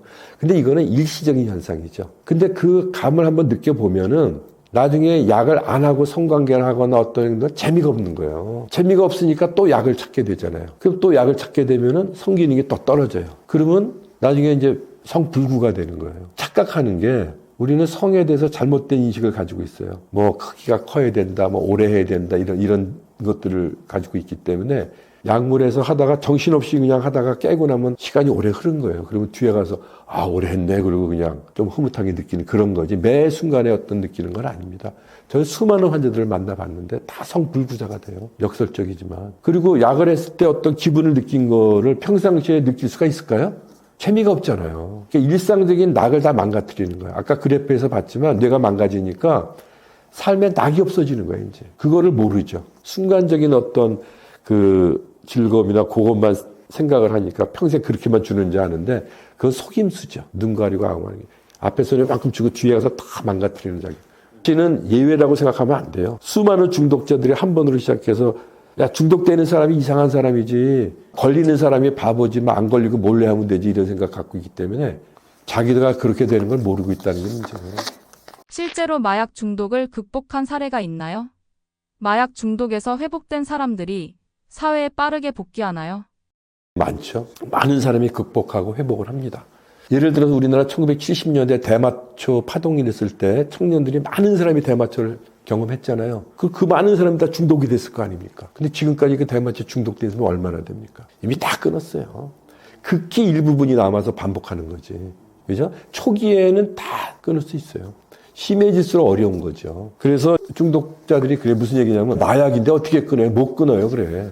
왜 그럴까요? 그 사람은 끊은 사람을 본 적이 없어요. 병원 가도 맨 재발한 사람 보죠. 교도소 가도 맨날 약하던 사람 보죠. 주변에 약물하는 사람밖에 없으니까 야 이거 못 끊어 그래. 자기도 해보려고 했지만 자꾸 실패하다 보니까 회복한 사람은 안 나타나잖아요. 그래서 회복된 사람을 만나는 게 굉장히 중요해요. 얼마든지 회복될 수 있는 질병입니다. 그래서 많은 사람이 치료가 되고 제 환자들 중에는 어떤 분들이 있냐면은 정가 4범, 5범, 10범씩 된 사람도 회복을 해가지고 치료받고 그래서 학교를 다닙니다. 그래서 이제 디지털 대학 같은데 그래서 거기 사회복지학과 이런 데 가서 사회복지사 자격증을 따요. 그래가지고 또 정신보건 전문요원 수련도 받아요. 그래서 그런 사람들이 재활센터를 운영하기도 합니다. 약물중독 재활센터. 우리가 다르크라 그러거든요. DARC라 그래서 드럭 애딕션 리해빌리테이션 센터예요. 이거는 일본에서 한 40년 전에 시작이 되어서 거기서 회복된 사람이 또 자기가 하나를 열어서 파급이 되는 거예요. 이거 회복자들이 운영하는 센터입니다. 전문가가 하는 게 아니에요. 내가 회복을 이렇게 잘하고 있으니까 너도 나 따라서 하면 돼. 같이 공동생활하면서 회복해서 도와주는 일을 하죠. 일본에는 한 90군데가 넘게 확산이 돼가지고 한 2,000명 정도가 거기서 회복을 하고 있고 우리나라도 2012년에 서울 다르크 처음에 제 환자가 3년 동안 입원했던 국립부곡병원에 입원했던 환자가 거기서 원광 디지털 대학 중독재활복지학과에 들어가서 자격증 따고 전문가가 돼가지고 개설을 했고요. 또 경기도 다르크도 목사님이 돼서 운영을 했었고 두 개 다는 이제 무슨 문제 때문에 좀 잘못됐지만 또 지금 제주도에 정가 5범인 회복자가 또 운영하는 수노름 센터도 있고 또 김해에 김해 다르크 리본 하우스가 또 그 환자도 부곡병원에서 1년 동안 치료받았던 환자인데 지금 박사까지 과정까지 다 마쳤어요. 같이 생활을 하고 있죠. 그다음에 인천 다르크도 정가 5범이 하는 친구고 그 사람도 회복을 해서 지금 중독자들을 재활하면서 열심히 생활하고 있죠. 이런 사람들이 이제 치료자가 돼서 하는 거예요. 중독은 전염병입니다. 한 사람이 중독되면 주변에 있는 사람을 다 중독시킵니다. 그래서 피라미드식으로 늘어나요. 근데 중독은 병식이 없거든요. 제가 중독이랑 인정을 안 하기 때문에 치료를 안 받아. 전염병인데도 불구하고 치료를 안 받으니까 이건 국가에서 해야 된다 이런 얘기예요. 근데 역설적으로요. 한 사람이 중독자가 잘 치료가 되면요. 그 사람이 옆에 있는 중독자를 회복시키는 일을 합니다. 피라미드식으로 자꾸 번져가요. 그래서 우리나라에 이제 NA라는 나르코틱스 아노니무스라는 이러한 단약 자조 모임도 2004년에 결성이 됐거든요. 예전에 제가 치료감호소에서 치료하던 환자들을 밖에서 한 달에 한 번씩 만나왔어요. 그게 2화 모임이에요. 두 번째 화요일날 모임. 이거를 이제 2004년에 공식적으로 NA로 만들어서 지금 현재 전국의 15군데에서 이 단약 자조 모임을 하고 있습니다. 여기는 회복자들끼리 모여서 서로 단약을 유지할 수 있도록 지지해주고 격려해주고 그런 모임을 꾸준히 하는 거죠. 또 거기서 회복된 사람이 이런 센터도 운영하고. 그래서 이제 병원에서도 이러한 그 회복자들의 역할이 굉장히 커요. 그럼 이제 미국만 하더라도요, 중독치료병원이나 시설에 1차 상담자 역할하는 사람의 80%가 이런 회복된 중독자들이에요. 엑스 어뷰저라 그래서 예를 들면 내가 치료받았던 병원에서 회복이 되고 나와서 대학을 간다든가 일정한 과정을 거쳐서 상담자 자격증을 획득을 해요. 그러면 그걸 자격증을 가지고 제가 치료받은 시설이나 병원에 직원으로 취직을 해요. 그러면 그 사람이 환자들을 상담을 하니까 자기 경험자이기 때문에 너무 잘 알죠. 눈빛만 봐도 뭐 어려운 점을 알죠. 상담이 잘 되고 또 중독자들한테는 희망이 되잖아요. 야, 이거 못 끊는 줄 알았더니 나보다 더 심했던 사람 같은데 멀쩡하게 되게 끊고 열심히 사는 모습 보니까 희망이 생기잖아요. 나도 하면 되겠구나. 그래서 열심히 치료를 받게 되고 따라가게 돼서 회복률이 굉장히 높아요. 그래서 이제 우리나라도 이런 병원이나 재활센터 이런 회복자들이 운영하는 게 중요하고, 저는 이제 강남일지병원에서 중독 브레인센터 운영할 때도 제가 치료했던 그 여자 환자가 전과보험인데 그 친구도 학교 다니고 자격증 따가지고 사회복지사로 채용을 해서 같이 근무를 했죠. 지금 이제 서울시 마약관리센터를 지금 운영하고 있지 않습니까? 이것도 지금 26년까지 완성하는 프로그램인데 거기도 이제 전문의 한 4명을 더 뽑고 사회복지사, 임상심리사 뽑지만은 회복자를 뽑습니다. 회복자를 뽑아가지고 의사, 간호사, 사회복지사, 임상심리사, 회복자가 한 팀이 돼가지고 프로그램을 운영하고 환자들을 관리를 합니다. 상담도 하고 이런 체계적인 그런 거를 지금 하기 위해서 지금 시작을 하고 있는 거예요. 그 회복자들의 역할이 굉장히 중요합니다. 이렇게 회복된 사람들이 이제 교도소 가서 마약사범들한테 나도 당신보다 더 심했던 사람이지만 회복됐고 치료받으면 얼마든지 빠져나올 수 있다는 거를 알리고 다니고, 또 이런 사람들이 이제 뭐 학교의 학생들한테 자기 경험을 가지고 예방 활동할 수 있지 않습니까? 국민들한테. 자기가 산 증인 아닙니까? 어떻게 망가졌는지, 자기가 왜 한 번만 했는데 이렇게 망가질 수밖에 없었는지를 증거를 보여주는 거 아닙니까? 산 증거죠. 굉장히 훌륭한 자산입니다. 그래서 저는 많은 사람을 제가 할 수는 없지만 소수의 인원이라도 제대로 치료해서 이런 사람들이 아주 보람된 삶을 살게 만들면서 그걸 가지고 남들한테 치료적 도움을 주고 회복에 도움을 줄 수 있는 그런 사람으로 이렇게 만들어가는 게 제일 중요한 역할이라고 보고 있어요. 이제 20-30%가 달로 끝나고요.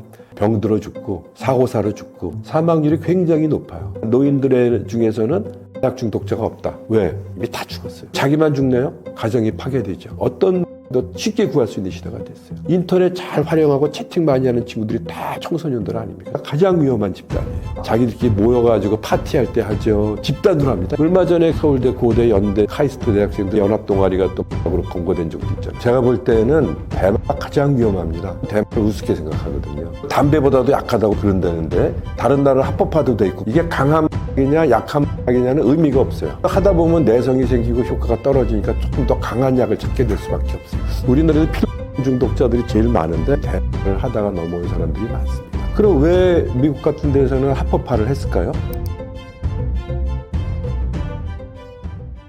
네, 초는 합법화인 나라도 많고 약한 약이라 괜찮다는 말이 있는데 사실일까요? 뭐 양면성이 있습니다. 뭐 대마도 중독성이 있는 물질이기 때문에 로 규제를 하는 거거든요. 제가 볼 때는 대마가 가장 위험합니다. 왜냐하면은 사람들은 대마를 우습게 생각하거든요. 뭐 담배보다도 약하다고 그런다는데 이거를 왜 규제를 해서 못하게 하느냐. 다른 나라는 합법화도 돼 있고 그런데 말이죠. 근데 그래서 우습게 보기 때문에 쉽게 접근이 가능하잖아요. 약류라는 건 중독성 물질이기 때문에 그러는 거예요. 이게 강한 약이냐 약한 약이냐는 의미가 없어요. 일단 중독이 되면은 반복하는 특징이 있잖아요. 그러면 하다 보면 내성이 생기고 효과가 떨어지니까 조금 더 강한 약을 찾게 될 수밖에 없어요. 그럼 점점 강한 거로 이제 넘어가게 되죠. 우리나라에도 필로폰 중독자들이 제일 많은데 거의 대부분이 대마를 하다가 넘어온 사람들이 많습니다. 그래서 대마가 어떻게 보면 역설적으로 약하다 그러지만 위험한 약물이에요. 그러니까 중독은 아예 입문을 안 하는 게 원칙인데 쉽게 입문이 되는 거죠. 그렇죠. 게이트웨이 드럭이다 이렇게 얘기를 합니다. 그래서 이제 외국에 합법화도 돼 있는데 왜 그러냐 이 얘기를 하잖아요. 그럼 왜 미국 같은 데서는 합법화를 했을까요? 어마어마하게 많은 인구들이 약을 하는 거예요. 2023년의 통계를 보면은 미국의 마약류를 남용하는 인구는 6,100만 명으로 나와. 3억 5천의 인구 중에서 6,100만 명이 한다. 거의 6분의 1이 마약류를 남용한다는 거죠. 그중에 4,200만 명이 대마를 해요. 이게 합법화되어 있는 데도 있고 또 의료용 대마로 나오는 것도 있기 때문에 그렇습니다. 그러면 왜 합법화를 했을까요? 좋으니까 마음대로 해라. 그래서 합법화가 된 게 아닙니다. 너무나 많은 사람들이 마약류를 남용하기 때문에 이거를 컨트롤할 수가 없는 거예요. 그리고 투약하는 사람까지 잡아다가 벌 줄 수가 없죠. 한 사람을 법적 처리하는데 1년에 4만 불이 든다 그러니까 그 많은 사람은 어떻게 합니까? 그러니까 미국에서는 투약하는 사람은 그냥 내버려 두는 거예요. 너무 많은 사람이 마약류를 남용하기 때문에 투약자는 컨트롤이 안 돼요. 그러니까 어떤 식으로 하냐면 판매나 제조사범 위주로 수사를 하는 거예요. 그러니까 그걸 담당하는 게 마피아 아닙니까? 근데 이게 마피아는 위험 부담이 높아지니까 자꾸 대마 가격이 높아지잖아요. 그럼 대마하는 사람은 돈이 많이 필요하죠. 그럼 범죄가 늘어나는 거예요. 그럼 범죄를 줄이려면 대마 가격을 낮춰야 돼. 그렇다고 마피아 보고 너 싸게 팔라고 할 수는 없잖아요. 그러니까 어차피 컨트롤 할 수가 없으니까 차라리 우리가 팔자 그러면 마피아에서 10,000원에 판다 그러면 우리가 정부에서 1,000원에 팔아버리면은 돈이 많이 안 드니까 범죄가 줄어들 거 아닙니까? 그리고 양성화시키면 어때요? 세금도 걷잖아요. 또 1,000원에 팔아도 이득이 남지 않습니까? 원가가 워낙 싸니까. 그러면 이득금하고 세금을 합해서 뭐에 쓰는 거예요? 중독자 치료 사업에 쓰는 거예요. 그게 합법화입니다. 너무 많이 퍼져서 손 쓸 수 없을 때 마지막 방법으로 쓰는 거예요. 우리나라도 지금 금연 캠페인을 엄청난 돈을 들여서 하죠. 그렇게 나쁘면은 전 세계에서 인간의 삶을 가장 피폐하게 만드는 위험한 요소가 1번이 뭐냐면 담배입니다. 그렇게 위험하면 만들지도 말고 팔지도 말아야 될 거 아닙니까? 근데 우리나라 전매청에서 특허내서 만들어 팔잖아요. 그러면서 금연하라고 난리야. 그렇게 나쁘면 만들지도 말고 팔지도 않아야 되는데 어쩔 수 없는 거예요. 이미 많은 사람이 담배 중독이 됐기 때문에 그거를 안 만들고 안 판다고 해서 사람이 안 할까요? 몰래 밀수하고 밀매매하고 밀제조하면서 마피아, 조직폭력배만 커지는 거예요. 미국에서 대공황 때 금주법 만들었다 실패한 이유가 그런 거거든요. 그러니까 너무 많이 퍼지면 어쩔 수 없이 살면서 캠페인을 통해서 하지 못하도록 예방활동을 하는 수밖에 없는 거예요. 술도 마찬가지고요. 근데 우리나라 아직 마약이 아직 그렇게 많이 퍼지질 않았기 때문에 강력하게 대책을 해야 되는 거예요. 그 마약의 대책은 두 가지잖아요. 공급을 줄이고 투약을 줄이는 거니까 공급을 줄이려면은 공급사범에 대해서는 지금보다 훨씬 더 엄격하게 처벌을 하고 그 외국에서는 일부에서 사형에 처하는 이유가 그 한 사람이 원흉 아닙니까? 그 사람 때 수많은 사람이 중독이 돼서 중국은 전쟁적으로 나간 역사까지 있으니까 저는 그 정도로 엄격하게 처벌해야 된다고 보는 거예요. 근데 투약자들은 중독이란 질병을 앓고 있는 사람인데 그걸 벌 준다 그래서 질병이 치료되면 얼마나 좋겠습니까? 오히려 교도소 가서 또 배워갖고 나오는데 그래서 벌 줘갖고는 해결이 안 되는 거예요. 투약자는. 전 세계에서는 이런 중독자를 치료해서 회복시키는 일을 다 하고 있거든요. 우리나라는 이제 시작하고 있어요. 그래서 합법화를 우리가 잘못 알아두면 안 된다. 철저하게 단속을 하되 투약자들은 어떻게 해요 그러면? 치료를 보내야죠. 근데 중독의 문제는 뭐냐면 본인이 중독이라는 걸 인정을 안 하는 게 특징이에요.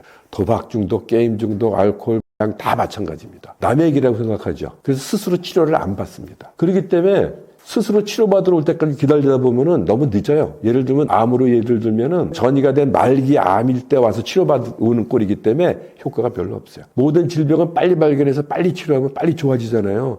근데 중독은 빨리 안 온단 말이죠.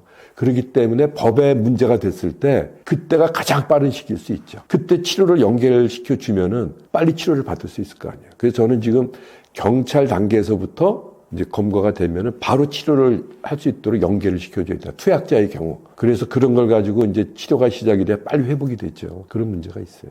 그럼요. 그건 너무 많은 사람들이 퍼져서 손 쓸 수 없을 때 하는 거예요. 지금 철저히 단속을 더 해야 돼요. 대신에 투약자들에 대해서는 치료를 받도록 해주는 게 중요하지 벌 준다고 해결되는 건 아니다. 대학초가 우리나라에 유행하게 된 게 이제 1970년대입니다. 미군도 있고 또 월남전에 파병가면서 또 을 많이 접하게 된 사람들이 오게 되면서 그때 1970년대에는 청년 문화가 있었죠. 세 가지예요. 청바지 입고 통기타 치고 대마하고 이게 아니라 문화 형성이 됐거든요. 그게 이제 너무 많이 퍼지다 보니까 대마관리법을 만들어서 이제 불법으로 관리를 하게 되지 않았습니까? 그래서 이제 대마적 파동이 일었죠.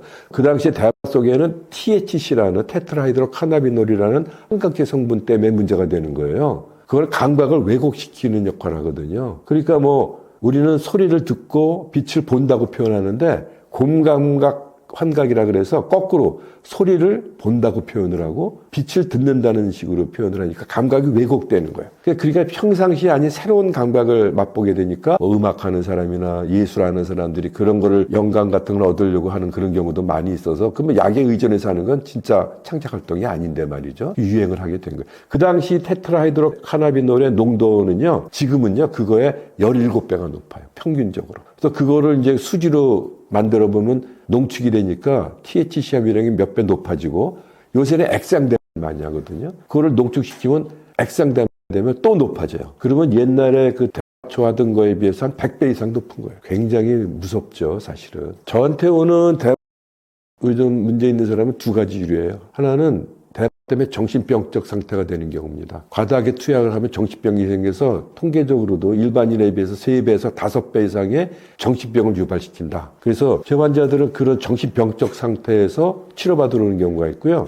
또 하나는 뭐냐면은 법적인 문제가 됐을 때 이제 뭐 재판이 걸려 있거나 그러니까 선처받기 위해서 치료가 의뢰되는 경우도 있죠. 어찌됐든 그때라도 치료받으러 오면은 이제 치료를 시작할 수 있기 때문에 좋은 기회이긴 합니다. 클럽 드럭이라고도 하고요. 그 다음에 레이프 드럭. 이런 것들은 뭐냐면은 근데 각성제류가 많습니다. 그 다음에 GHB 같은 물뽕이라 그러죠. 케타민 같은 마취제 이런 것들이죠. 각성제는요, 어떤 행동을 반복해도 지루함을 느끼질 못해요. 그러니까 클럽에서 이런 엑스타시 같은 걸 먹고 춤을 추면은 자기는 30분 춘 것 같은데 몇 시간씩 계속 춤을 추고 있어도 지루하지 않고 피곤함을 못 느껴요. 일반인 같으면 힘들어서 좀 쉬었다가 또 나가서 추고 이래야 되는데 그걸 안 하는 거예요. 그래서 탈진할 위험성이 높아요. 그래서 이제 외국에서는 레이브 파티라 그래서 70년대부터 레이브 파티가 유행해서 거기서 약을 많이 팔았거든요. 엑스나 LSD나 뭐 암페 이런 걸 많이 팔았기 때문에 이제 탈진이 되니까 뭘 파냐면 음료를 팔아요. 또 비싸게. 그래서 이제 이중으로 장사하고 그런 게 많이 있는데 그런 것뿐만 아니라 이 케타민이나 뭐 이런 걸 마취제 아닙니까? 졸피뎀 같은 수면제. 클럽에 가서 먹으면 음료에다 몰래 탄단 말이죠. 그러면 의식을 잃어요. 그러면 가수면 상태가 되게 완전히 의식을 잃는 게 아니라 가수면 상태가 돼서 자기가 어떤 행동을 하긴 하는데 기억을 못 하는 거예요. 그리고 부끄러움이 없어지기 때문에 처음 만난 사람도 스스럼 없이 막 얘기하게 되고 그렇게 되니까 그걸 이용해서 이제 뭐 취하게 만든 다음에 성폭행하거나 뭐 강도짓을 하거나 이런 범죄용으로 많이 남용이 되죠. 예를 들면 수면제를 먹고 잠을 안 자잖아요. 그럼 뭘 했는지 기억이 안 나는 거예요. 뭐 먹는다고 뭐 냉장고 뒤져서 막 먹고 라면 끓여 먹고 막 그래요. 아침에 깨보니까 집안이 난장판인 거예요. 뭐 왜 이러지? 기억을 못 하는 거예요. 그래서 그것 때문에 무서워서 또 치료받으러 오는 사람도 있고. 그런 일시적으로 의식을 잃게 만들어서 성폭행할 때 쓴다 그래서 레이프 드럭 이렇게도 얘기하죠. 그런 것들이 지금 버니성 사건 때 유행을 했던 거예요. 그래서 지금 외국에는 어떠냐면은 누가 음료를 주면은 혹시 여기에 그런 약류 성분이 들어있는지 알기 위해서 이 키트를 가지고 담그봐요. 그러면 거기 몇 가지 성분은 검출이 될 수 있거든요. 그걸 마트에서 팝니다. 혹시 모르니까. 우리나라도 이제 그런 게 필요하게 된 시대가 된 거예요. 그리고 대치동 학원가에서 어린 아이들한테 음료에다가 약 섞어가지고 뭐 학습력 높여진다, 기억력 증진시킨다 그래가지고 속여가지고 먹였잖아요. 부모도 협박하고 큰 사건이었잖아요. 이제는 애들한테도 그렇게 되니까 누가 음료 주는 걸 쉽게 먹으면 안 되는 시대가 된 거예요. 이게 이제 젊은 층한테 특히 이제 많이 넘어가니까. 약을 한 번 사용하면 바로 중독되나요? 중독은요, 한 번으로 시작하는 겁니다. 우리가 예를 들어 볼까요? 우리가 고기를 안 먹어봤는데 어느 날 고기를 한번 먹어봤더니 맛있다고 느꼈단 말이죠. 그럼 그 맛을 잊을 수 있을까요? 그 맛을 잊을 수가 없습니다. 그래서 가끔 고기 생각이 나면은 벌써 막 침도 올라오고 먹고 싶어지죠. 그래서 또 찾게 되는 거예요. 근데 만약에 그 사람이 고기 맛이 무슨 맛인지를 중간에 잊어버리면은 안 찾을 거 아닙니까?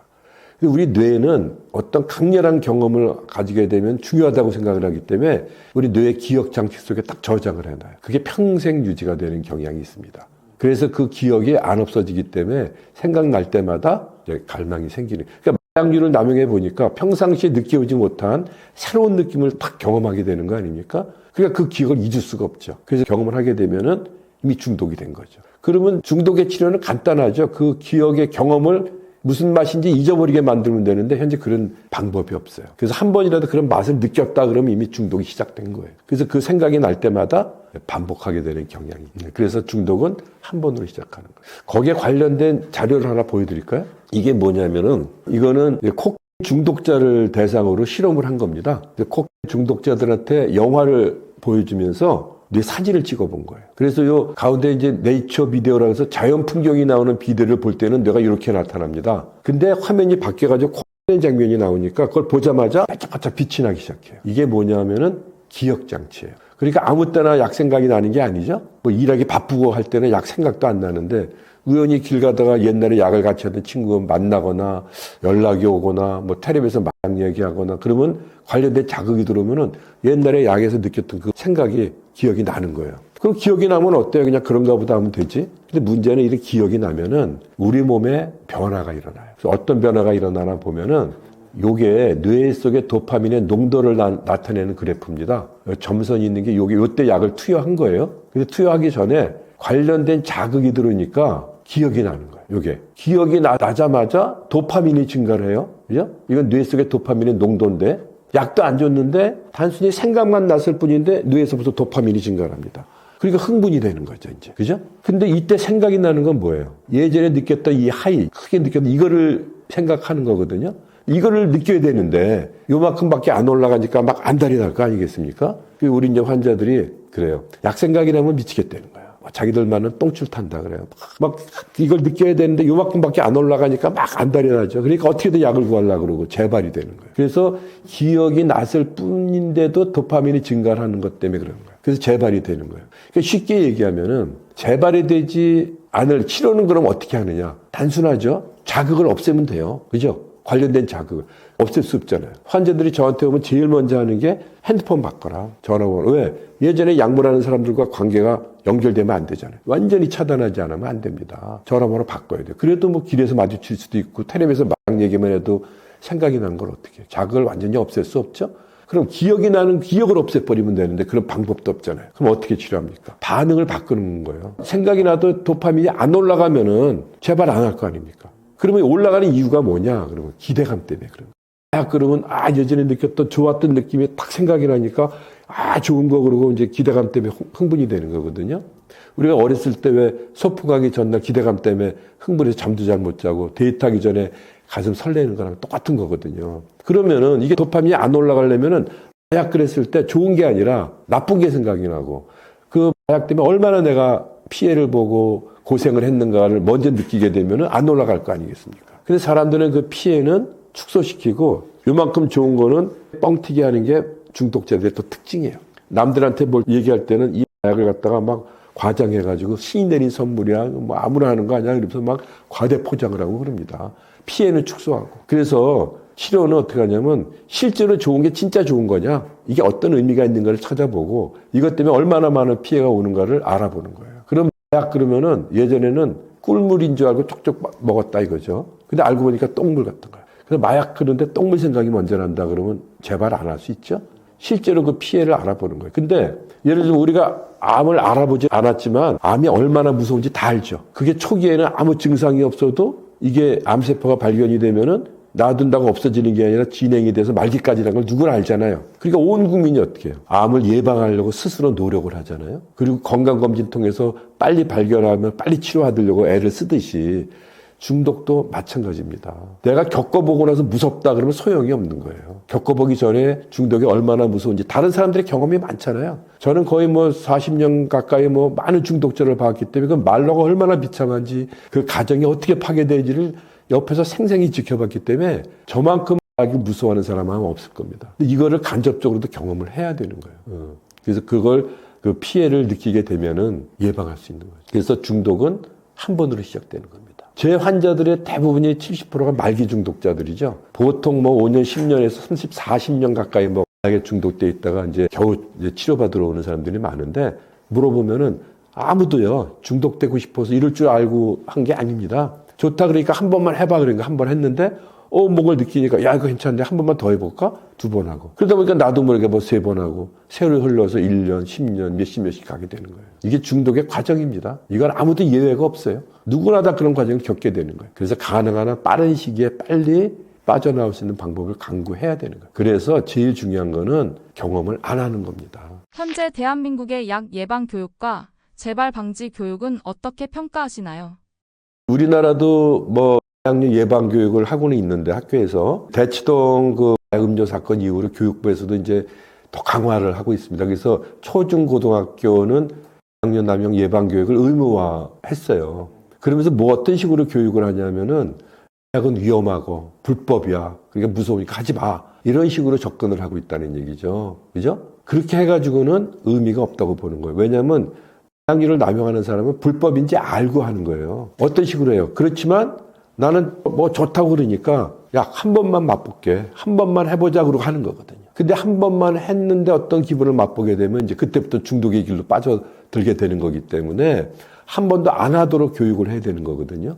그러기 위해서는 약이 어떤 질병인지를 알려줘야 되는 거예요. 왜 한 번만 했을 뿐인데 반복하게 되는지. 아까 기억과 관련된 얘기를 했듯이 그 맛을 한번 느끼게 되면 그 기억이 안 없어지기 때문에 계속 반복하게 해서 재발이 많아지는 게 중독의 특성이기 때문에 안 하려고 해도 자꾸 반복하게 되고 하면 할수록 점점 빠져나오기가 힘들어지거든요. 그죠? 그리고 점점 진행이 되면은 결국은 많은 사람이 이제 20, 30%가 자살로 끝나고요.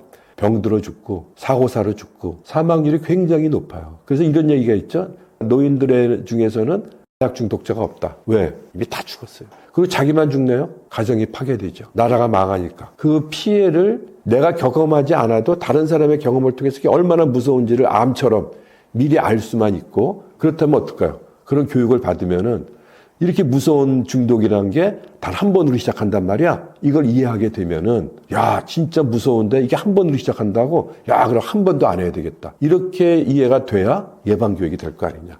이렇게만 교육을 한다면은 저는 뭐 짧은 시간, 1시간만 잘 교육을 해도 아주 효과적으로 예방교육이 이루어질 수 있다고 봐요. 지금은 문제가 뭐냐면은 청소년들의 약물 중독이 엄청나게 늘어난다는 거죠. 이 그래프를 한번 볼까요? 2017년 이전만 해도 40대가 가장 많았어요. 약 사범이. 근데 점점 30대가 많아지다가 2021년부터는 20대가 가장 많잖아요. 10대가 매년 50에서 100% 이상 증가를 하고 있습니다. 이걸 한번 볼까요? 예전에 비해서 20대가 4.5배가 증가했고요. 10대는 50배가 증가를 했어요. 급격히 늘어나고 있는 이유가 뭐냐면은 인터넷 때문에 그렇습니다. 예전에 약을 구할 때는 굉장히 어려웠어요. 누가 가지고 있는지도 모르고 어렵게 수소문해서 그냥 어렵게 이렇게 만나가지고 비싸게 주고 구했거든요. 지금은 인터넷 뒤지면 뭐 광고가 막 엄청나게 나와 있죠. 그걸 연락을 하면 SNS로 또 연락을 하죠. 추적이 어렵죠. 그러면 이제 대포통정으로 보내거나 뭐 가상화폐로 지불하죠. 그러면 뭐 택배로 오기도 하고 던지기라 해서 어디다 갖다 놓으면 더 찾아오면 되니까 상선이란 개념이 없고. 그러니까 청소년들도 5만 원, 10만 원만 있어도 지금은 불법 약부터 의료용 약까지 뭐 어떤 도 쉽게 구할 수 있는 시대가 됐어요. 인터넷 잘 활용하고 채팅 많이 하는 친구들이 다 보면 청소년들 아닙니까? 청년층 아닙니까? 지금은 10대, 20대가 가장 위험한 집단이에요. 이런 사람들이 대개 대학생들입니다. 그죠? 우리나라에 외국에서 유학 온 대학생들이 10만 명이 넘어요. 우리나라 왜 젊은 친구들이 매년 1만 명에서 2만 명 이상이 외국으로 유학 갑니다. 그런 데 가서 합법화돼 있고 의료용대만 있고 이런 넘쳐난 곳에 가서 쉽게 약을 접하다 보면 우습게 볼 거 아닙니까? 너도 나도 하니까. 그러니까 그런 거를 겁없이 그냥 우리나라한테 갖고 들어오든가 그런 데에 대한 경계심이 허물어지니까 쉽게 또 약에 접근하게 되고 그래서 젊은 층한테 엄청 늘어나요. 옛날에는 약 그러면요.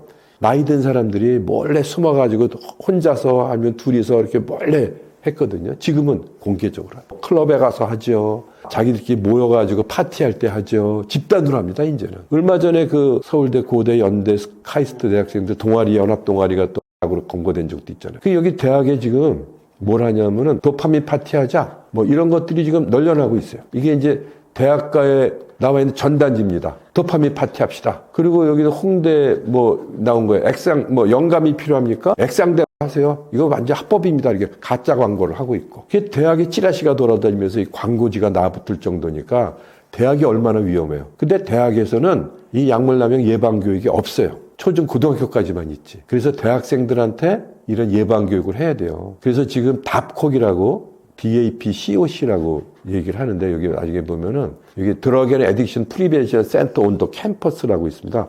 그 대학을 위한 약물 남용 예방 센터. 그러니까 이거를 대학생들한테 그 약물 중독 예방 교육을 일부 훈련을 시켜서 이 친구들이 동아리 형태로 자기 이제 친구들 예방 교육을 하는 거예요. 캠페인도 하고 뭐 신입생 환영회 할 때도 하고 또 축제 때도 부스 만들어서 일부 학생들 예방 캠페인 하고 또 많은 사람들이 또 남학생들 군대 가잖아요. 이제 군대가 위험합니다. 핸드폰 쓰죠. 월급 많이 받죠. 쓸 데는 없죠. 그러니까 도박 중독이 드러나고 약이 들어. 거래하면 택배로 들어오니까 다 일일이 검색도 안 돼요. 그래서 작년 7월부터는 이병 검사할 때 약 검사를 하게 돼 있도록 했거든요. 그 대학생들이 가서 군대 갈 거 아닙니까? 그래서 그런 사람들이 군대 가서도 예방 캠페인도 하고 사회에 일어나서 또 리더 역할을 할 수 있도록 하기 위해서 지금 전국 대학에 이런 예방 센터를 동아리를 만들자 해서 사단법인으로 만들었어요. 그래서 여기서 이제 훈련받은 아이들이 자기 학교에서 예방 활동을 하도록 해서 각 대학에 하나씩 만들자. 작년에 10군데 대학에다가 답콕을 만들었어요. 올해 한 50군데를 확대를 시키려고 지금 하고 있습니다. 제가 그동안은 뭐 거의 한 40년 가까이 마약류 중독자들을 만나고 치료하면서 안타까운 게 일반인들이 마약류 중독이 얼마나 무서운지를 모르고 있습니다. 다 남의 얘기라고 생각을 하지. 극히 일부분의 특권층만 하고 있다고 생각을 하는데 지금 일반화가 됐는데 아직 인식을 못하고 있어요. 또 하나는 뭐냐면은 그 전문가가 없습니다. 마약류 중독을 치료하고 재활하게 나서려고 하는 사람들이 많지가 않아서 이런 전문가를 양성하는 필요성도 있고 그래서 지금 이제 일반 국민들한테 마약류 중독의 실태가 어떤지 좀 확실하게 알릴 필요가 있고 그다음에 중독이 왜 생기는지 왜 한 번만 했을 뿐인데 이게 반복될 수밖에 없는지를 이해시킬 필요가 있거든요. 그래서 그런 거를 이제 이 책에다가 좀 잘 설명을 해서 야, 이게 한 번만 했을 뿐인데 이게 반복될 수밖에 없구나. 또 중독이 얼마나 무서운 결과를 가져오는지를 미리 알아서 회피할 수 있도록 하는 이제 예방 교육을 활성화하기 위해서도 이런 내용을 썼고요. 또 치료하는 방법도 알아야 될 거 아니겠어요? 어디 가서 도움을 받을지도 모르고 어떻게 치료하는지를 모르니까 그냥 참으면 되는 줄 아는데 그게 아니거든요. 그래서 치료하는 방법 또 어떤 도움을 받을 수 있는지를 안내하고 또 예방 활동할 때 어떤 게 중점적으로 이루어져야 되는지에 대해서 이렇게 좀 알릴 필요가 있어서 이 책을 내게 됐습니다. 대한민국이 이제 마약에 무력해질 수밖에 없는 과정으로 갈 수 있는 초입에 있기 때문에 지금 대책을 마련하지 않으면 위험해질 수가 있습니다. 그리고 제가 이제 느끼는 건 뭐냐면 우리가 이제 단약이라고 하는 거는 참는다고 생각해요. 참는 거는 의미가 없어요. 참는 거는 좋은 거를 전제하에 참는 거거든요. 해서는 안 되니까 억지로 참는 거죠. 그걸 참다 결국은 아예 더 이상 못 참겠다. 한 번만 그러고 또 재발할 위험성이 높아요. 참는 게 아니라 안 하는 즐거움 찾는 겁니다. 거기서 빠져나온 거를 다행으로 여기고 약을 안 하고 정상적인 생활하는 이 사람이 너무너무 좋아야 계속 단약을 유지할 수 있을 거 아니에요. 그죠? 그런 게 치료의 중요성이지 억지로 참는 게 아니라 안 하는 즐거움 찾는 거다. 참을 때는 하는 사람이 부럽지만 내가 안 하는 걸 즐길 때는요. 약하는 사람들이 불쌍하게 보여요. 아직도 저기서 못 벗어나고 불쌍하게 저러고 있는 거 보면 철학형해 보이고 내가 어떻게 빠져나가게 도와주고 싶은 거예요. 그래서 치료에 도움을 줄 수도 있는 상태까지도 갈 수 있거든요. 그거 꼭 하나 얘기하고 싶습니다. 그리고 마지막으로 하고 싶은 거는 중독은 질병이기 때문에 예방이 첩경이고 질병이라는 건 의지만으로 해결될 수 있는 게 아니에요. 회복되고자 하는 의지도 필요하지만 전문적인 치료를 받으면 훨씬 빨리 회복이 될 수 있으니까 초기에 빨리 치료받을 수 있도록 도움을 청하라. 이런 얘기를 꼭 하고 싶습니다. 그리고 이제 우리 서울시에 이제 마약관리센터가 이제 만들어졌습니다. 은평구에 서울시 은평병원이 있거든요. 그 3층을 다 리모델링을 해서 지금 공사 중인데 6월 말쯤 되면 정식으로 오픈이 돼서 마약관리센터가 만들어지고 거기 아까 얘기했듯이 전문가들이 입원실도 있고요. 의뢰도 집중적으로 치료를 하면서 외국에는 입원 기간은 가능한 한 짧게 가지고 가요. 한 달 이내. 그리고 외래 치료를 집중적으로 합니다. 외래 와서 프로그램을 진행하면서 회복하는 거를 사회생활을 하면서 치료하는 게 더 중요하지 고립되어 있는 거를 오래 할수록 또 부작용이 많거든요. 그래서 그런 시스템을 가지고 하려고 하니까 서울시에서 우리나라 지방자치단체에서는 체계적으로 이렇게 처음으로 서울시 마약관리센터를 만들어서 운영을 하고 있으니까 앞으로도 도움이 필요하시면 언제든지 연락하시면 됩니다.